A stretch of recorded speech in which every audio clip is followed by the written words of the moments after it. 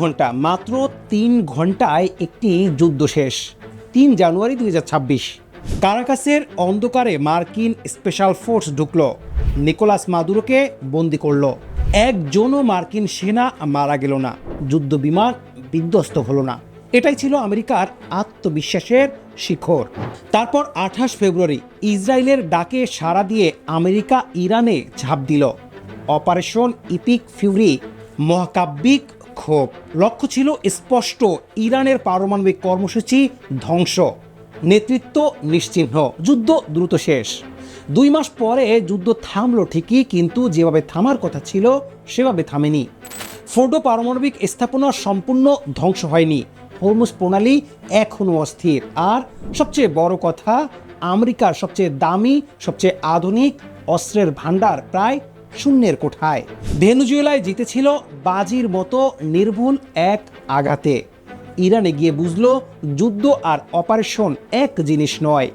আজকের ভিডিওতে আপনি জানবেন ভেনেজুয়েলা ও ইরান অপারেশনের মধ্যে পার্থক্যটা ঠিক কোথায়, ইরান যুদ্ধে আমেরিকা কোন কোন মূল্যবান অস্ত্র হারিয়েছে বা নিঃশেষ করেছে, এই ঘাটতি পোষানো কতটা কঠিন এবং কত সময় লাগবে, আর এই অভিজ্ঞতা আমেরিকার ভবিষ্যৎ সামরিক প্রস্তুতিতে কি প্রভাব ফেলবে। তো চলুন শুরু করা যাক।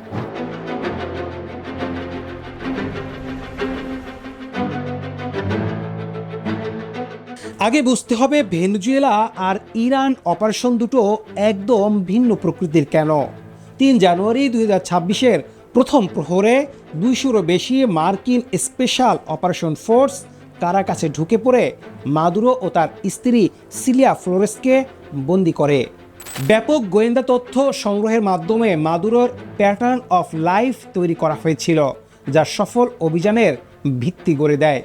ভেনেজুয়েলার 53টি দূরপাল্লার ও মাঝারি পাল্লার আকাশ প্রতিরক্ষা ব্যবস্থা, কয়েক ডজন স্বল্প পাল্লার মিসাইল সিস্টেম এবং 440টিরও বেশি বিমান বিধ্বংসী কামান ছিল। যুক্তরাষ্ট্র এই প্রতিরক্ষা ব্যবস্থা সফলভাবে নিষ্ক্রিয় করে দেয়। এটি ছিল একটি রেইড, সুনির্দিষ্ট, স্বল্পমেয়াদী, একক লক্ষ্যবস্তু কেন্দ্রিক। শুরু হলো, শেষ হলো, সবাই ফিরে এলো। ইরান ছিল সম্পূর্ণ ভিন্ন গল্প। 2026 সালের 28 ফেব্রুয়ারি শুরু হওয়া অপারেশন এপিক ফিউরির প্রথম আঘাতেই ইরানের সর্বোচ্চ নেতা আলী খামেনি নিহত হন।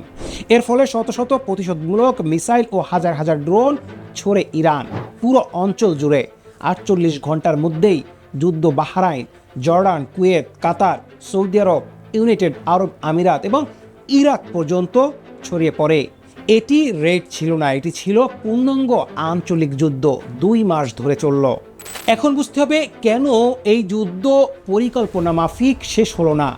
প্রথম কারণ, ইরানের ভূগর্ভস্থ মিসাইল নেটওয়ার্ক। মার্কিন গোয়েন্দা সংস্থা ইরানের মিসাইল সংখ্যা 1000-এরও বেশি হিসাব করেছিল। এই ভূগর্ভস্থ মিসাইল নগরী নেটওয়ার্কই যুদ্ধের কৌশলগত ফলাফল নির্ধারণের সবচেয়ে গুরুত্বপূর্ণ কারণ।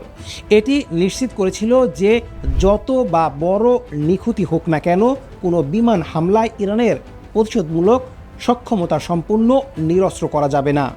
দ্বিতীয় কারণ, ফোর্ডো পারমাণবিক স্থাপনা। ফোর্ডো স্থাপনাটি প্রায় 90 মিটার পাথরের নিচে অবস্থিত, যা একে অত্যন্ত শক্তিশালী করে তোলে। GBU-57 বাংকার ব্লাস্টার বোমা প্রায় 65 মিটার পর্যন্ত ভেদ করতে সক্ষম। তত্ত্বগতভাবে পরপর 2টি বোমা প্রয়োজন হতে পারে, কিন্তু এই কৌশল আগে কখনো প্রকাশ্যে পরীক্ষিত হয়নি। যুদ্ধ পরবর্তী মূল্যায়নে দেখা যায় ফোর্ডের গুরুত্বপূর্ণ ভূগর্ভস্থ অংশ মূলত অক্ষত রয়ে গেছে, উপরিভাগের অবকাঠামো ধ্বংস হয়েছে। তৃতীয় কারণ, হরমুজ প্রণালী বন্ধ। 4 মার্চ 2026 ইরান সতর্কবার্তা, মাইন স্থাপন, জাহাজ আটক এবং IRGC নৌবাহিনীর সোয়ার্ম বোট কার্যক্রমের সমন্বয়ে হরমুজ প্রণালী বন্ধ করে দেয়। 10 মার্চের মধ্যে বৈশ্বিক বাজার থেকে দৈনিক 67 লাখ ব্যারেল তেল সরে যায়। CSIA, CFR এবং সাউফান সেন্টারের সম্মিলিত মূল্যায়ন হলো যুক্তরাষ্ট্র কৌশলগত ক্ষতি করতে পেরেছিল, কিন্তু ভূগর্ভস্থ অবকাঠামো পর্যন্ত পৌঁছতে পারেনি, হরমুজের হুমকি দূর করতে পারেনি এবং যে রাজনৈতিক ফলাফল চেয়েছিল তাও অর্জন করতে পারেনি। এখন সরাসরি এই মূল প্রশ্নে আসি, ইরান যুদ্ধে আমেরিকা ঠিক কোন কোন দামি অস্ত্র হারিয়েছে বা নিঃশেষ করেছে। প্রথমেই আসবে অস্ত্র এক, থার্ড ইন্টারসেপ্টর। সবচেয়ে বড় ক্ষতি, থার্ডের অবস্থা সবচেয়ে খারাপ। যুদ্ধ শুরুর আগেই এর মজুত বড় ছিল না, আর গত বছর ও এই বছর মিলিয়ে যা ছোড়া হয়েছে তাতে অর্ধেক মজুতি শেষ হয়ে গেছে বলে অনুমান করা হচ্ছে। 2025-26 সালের তীব্র ব্যবহারের পর অনুমান করা হচ্ছে মার্কিন যুক্তরাষ্ট্রের সমগ্র থার্ড মজুতের 20 থেকে 50% ব্যয় হয়ে গেছে। প্রতিটি থার্ড ইন্টারসেপ্টরের মূল্য $15.5 মিলিয়ন। 2021 সালের $9.5 মিলিয়ন থেকে বেড়েছে। অস্ত্র দুই হচ্ছে প্যাট্রিয়টিক প্যাক এমএসি। ব্যবহারের গতি উৎপাদনের চেয়ে শতগুণ বেশি। সিএসআইএস এর নতুন বিশ্লেষণ অনুযায়ী 7 সপ্তাহের যুদ্ধে যুক্তরাষ্ট্র তার প্যাট্রিয়ট এয়ার ডিফেন্স ইন্টারসেপ্টর মিসাইলের প্রায় 50% মজুত ব্যবহার করে ফেলেছে। সংখ্যায় দেখুন কতটা ভয়াবহ এই হার। যুদ্ধের প্রথম 4 দিনে কোয়ালিশন বাহিনী দৈনিক আনুমানিক 225টি প্যাট্রিয়ট মিসাইল ব্যবহার করেছে, অথচ লকহিড মার্টিনের ক্যামেরন কারখানায় দিনে মাত্র 1.7টি উৎপাদন করেছিল। 5 সপ্তাহে কি পরিমাণ ব্যয় হয়েছে? কোয়ালিশন বাহিনী মাত্র 5 সপ্তাহে অন্তত 1700টি প্যাট্রিয়ট মিসাইল ব্যবহার করেছিল। তুলনা করুন 2023 সালের লকহিড বছরে মাত্র 380টি উৎপাদন করত, 2025-এ সেটি বেড়ে 620-এ পৌঁছায়। অস্ত্র 3 GBU-57 ম্যাসিভ অর্ডিন্যান্স প্যাট্রিয়টর সবচেয়ে দুর্লভ অস্ত্র। 2025 সালের জুনে অপারেশন মিডনাইট হ্যামারে 7টি B2 স্পিড বোমারু বিমান 14টি GBU-57 ফোর্ডো, নাতাঞ্জ ও ইস্ফাহানে নিক্ষেপ করেছিল। এই বোমা বিশ্বের সবচেয়ে শক্তিশালী প্রচলিত বাংকার ব্লাস্টার অস্ত্র, মাত্র কয়েকটি দেশের হাতে আছে। এই অস্ত্রভাণ্ডার পুনরায় পূরণ করতে পেন্টাগন বোয়িংকে একক উৎসের চুক্তি দিয়েছে। আরেকটি বিস্ময়কর ঘটনা, ইরানের জানজান প্রদেশে অন্তত 4টি GBU-57 বোমা পাওয়া যায়, যার 3টি স্থানেই ধ্বংস করা হলেও একটি সম্পূর্ণ অক্ষত বোমা উদ্ধার করে ইরানি কর্তৃপক্ষের হাতে তুলে দেওয়া হয়। অর্থাৎ আমেরিকার সবচেয়ে গোপনীয় অস্ত্রের একটি প্রতিপক্ষের হাতে চলে গেছে। রিভার্স ইঞ্জিনিয়ারিংয়ের ঝুঁকি তৈরি করে অস্ত্র 4 টমাহক ক্রুজ মিসাইল। 30টিরও বেশি টমাহক ক্রুজ মিসাইল ইস্পাহানের ভূপৃষ্ঠ ও সহায়ক অবকাঠামোতে আঘাত হেনেছিল।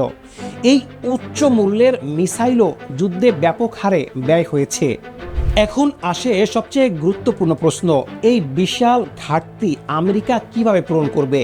থার্ডের জন্য লকহিড মার্টিন বছরে মাত্র প্রায় 96টি থার্ড ইন্টারসেপ্টর উৎপাদন করতে পারে, যদিও পেন্টাগনের সাথে চুক্তি অনুযায়ী এই সক্ষমতা 400টিতে উন্নীত করার পরিকল্পনা আছে। অর্থাৎ যদি অর্ধেক মজুত কয়েকশো ইউনিট শেষ হয়ে থাকে, তাহলে বর্তমান উৎপাদন হারে পূর্ণ মজুত পুনর্গঠনে কয়েক বছর সময় লাগবে। প্যাট্রিয়ট PAC-3 এর জন্য 2026 সালের জানুয়ারিতে লকহিড মার্টিন ও পেন্টাগন একটি যুগান্তকারী 7 বছরের চুক্তিতে সই করেছে, বার্ষিক উৎপাদন 600 থেকে বাড়িয়ে 2000-এ উন্নীত করার লক্ষ্যে।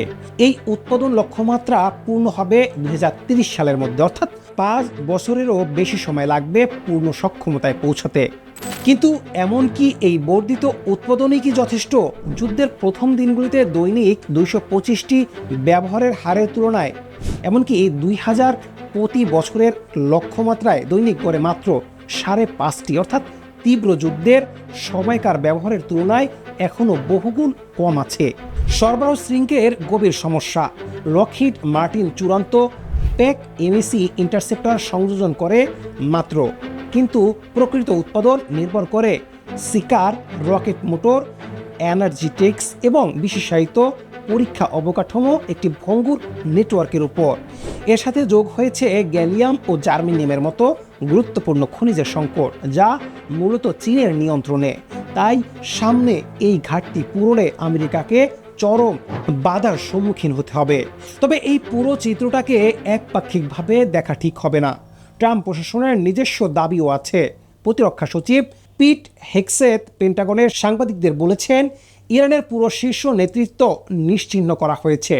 সাবেক সর্বোচ্চ নেতা, জাতীয় নিরাপত্তা পরিষদ সচিব, প্রতিরক্ষা মন্ত্রী, IRGC কমান্ডার, সশস্ত্র বাহিনীর প্রধান সবাই নিহত। নতুন শাসক গোষ্ঠী এই পরিণতি দেখে চুক্তিতে রাজি হয়েছে। হেক্সেট আরও দাবি করেন, ইরান শত শত মিসাইল ও ড্রোন দিয়ে মার্কিন বিমান বাহিনীর রণতরী আঘাত করার চেষ্টা করেও কখনো কাছে পৌঁছতে পারেনি। 5 মে 2026 পররাষ্ট্রমন্ত্রী মার্কো রুবিও হোয়াইট হাউসে ঘোষণা দেন অপারেশন শেষ হয়ে গেছে, অর্থাৎ প্রশাসনের ভাষ্যে এটি একটি সফল সামরিক অভিযান যা আলোচনার টেবিলে ইরানকে আনতে বাধ্য করেছে। তবে বাস্তবতা হচ্ছে ভিন্ন। সমালোচকদের প্রশ্ন, নেতৃত্ব ধ্বংস করা আর কৌশলগত লক্ষ্য অর্জন করা কি এক জিনিস?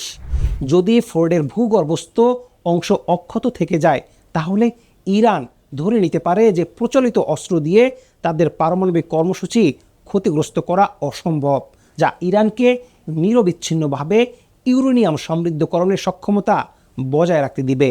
এই অভিজ্ঞতা থেকে আমেরিকার জন্য একটি কঠিন বাস্তবতা সামনে এসেছে।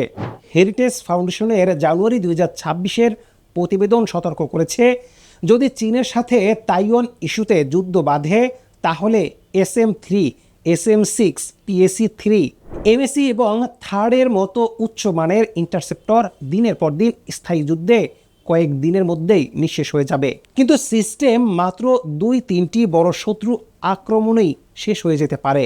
স্টিমসন সেন্টারের সিনিয়র ফেলো কেলি গ্রিকোর মূল্যায়নটা সবচেয়ে স্পষ্ট। আমরা এই ইন্টারসেপ্টরগুলো তৈরি করার চেয়ে দ্রুত গতিতে ব্যবহার করেছি।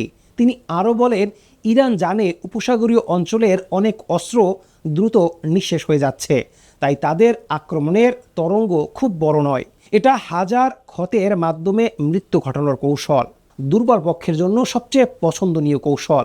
টার্ডিফ উইক এই শিক্ষা শুধু আমেরিকার জন্য নয়, বিশ্বের প্রতিটি দেশ যারা আমেরিকার অস্ত্রের উপর নির্ভরশীল তাদের জন্য এটি একটি সতর্কবার্তা। আমেরিকা ছাড়াও সুইডেন, কাতার, জাপান, পোল্যান্ড সহ 16টি দেশ প্যাট্রিয়ট ব্যবহার করে। যদি আমেরিকা নিজের চাহিদাই পূরণ করতে না পারে তাহলে মিত্র দেশগুলোর ভাগ্যে কি হবে? প্রশাসনের ভাষায় যুদ্ধ শেষ হয়েছে, কিন্তু বাস্তবতা বলছে অন্য কথা। হরমুজ প্রণালী এখনও অস্থির, ফোর্ডও এখনও কার্যত অক্ষত, ইরানের ভূগর্ভস্থ মিসাইল নেটওয়ার্ক এখনও অটুট, আর আমেরিকার অস্ত্র ভাণ্ডার পূরণ করতে লাগবে বছরের পর বছর সময়। ভেনেজুয়েলা প্রমাণ করেছিল নিখুঁত গোয়েন্দা তথ্য আর সুনির্দিষ্ট পরিকল্পনা দিয়ে স্বল্প পরিসরে অভিযান জেতা যায়। ইরান প্রমাণ করল একটি দৃঢ় প্রতিজ্ঞ রাষ্ট্র, ভূগর্ভস্থ অবকাঠামো এবং দীর্ঘমেয়াদী প্রতিরোধের সক্ষমতা থাকলে বিশ্বের সবচেয়ে শক্তিশালী সামরিক বাহিনীও তার অস্ত্র ভাণ্ডার নিঃশেষ করে ফেলতে পারে, লক্ষ্য পুরোপুরি অর্জন না করে। প্রশ্নটা তাই থেকেই যায়, পরবর্তী সংকট যদি তাইওয়ান, ইউক্রেন বা অন্য কোথাও থেকে আসে, আমেরিকার হাতে তখন কি অবশিষ্ট কিছু থাকবে?